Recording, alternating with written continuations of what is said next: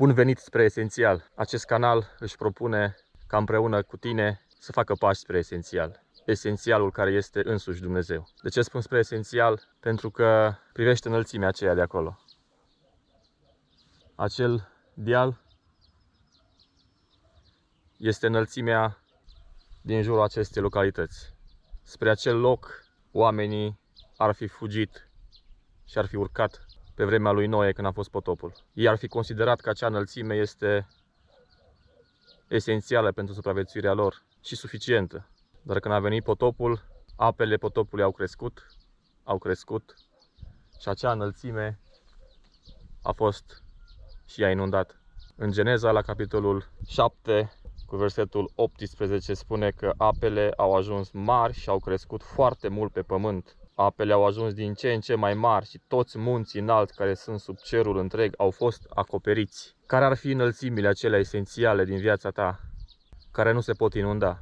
Ce înălțime nu se poate inunda de pe acest pământ? Dacă pe vremea potopului ar fi existat oameni în această localitate și apele au fi început să crească, ei ar fi urcat spre acel deal ca să se salveze, spunând că este imposibil să se inunde acel deal. Alții ar fi urcat spre o înălțime mai mare, un deal mai înalt, dar textul spune că chiar și munții au fost inundați. De aceea aș vrea să facem pași împreună spre esențial, pentru că ceea ce nu este esențial va pieri. Descoperirile arheologice confirmă că în mai multe locuri din lumea aceasta s-au găsit fosile de animale îngrămădite pe vârfurile unor dealuri, unor înălțimi, chiar și al unor munți. Au crescut apele și au pierit. Spun spre esențial și să facem pași spre esențial, pentru că orice înălțime din viața ta și din viața mea va fi într-o zi, mai devreme sau mai târziu, inundabilă. Orice înălțime din lumea aceasta și chiar din cosmosul acesta va fi inundată. Momentan avem înălțimile noastre în viață. Poate una dintre înălțimile noastre este sănătatea. Mai devreme sau mai târziu această înălțime va fi și ea inundată. Poate înălțimile din viața ta sunt relațiile, prietenii, familia. Dar mai devreme sau mai târziu, într-un fel sau altul, și această înălțime pe care te bazezi, pe care încerci să supraviețuiești și să scapi viața, și se va inunda. Și cei mai înalți munți se vor inunda la un moment dat.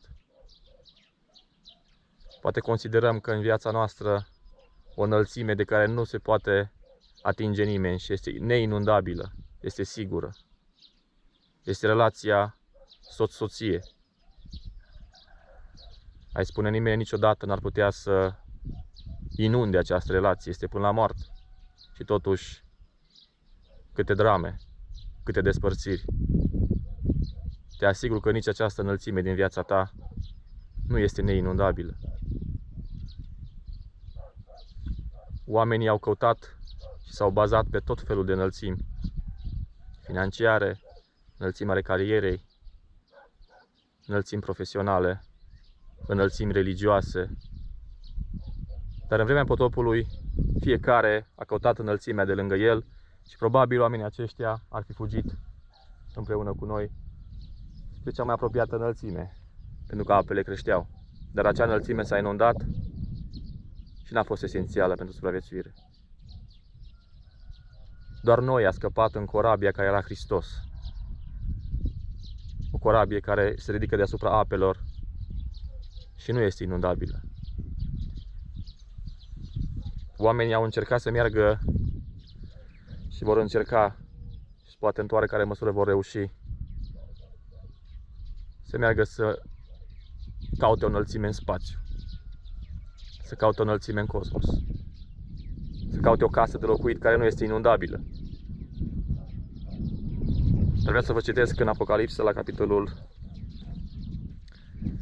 20,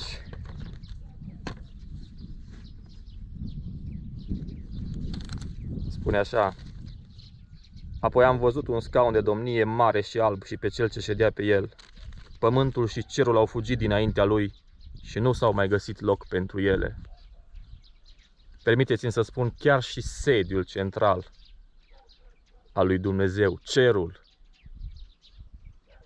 este o înălțime inundabilă. Acolo unde sunt heruvimii, serafimii, îngeri, glorie imensă, vechiul cer, vechiul cosmos. Ioan rămâne șocat în Apocalipsa și spune: am văzut un scaun de domnie mare și alb și cel ce ședea pe el. Restul s-a inundat, a dispărut. Cerul și pământul nu mai era. De aceea nici în spațiu nu se va putea găsi o înălțime care să nu fie inundabilă. În final, chiar și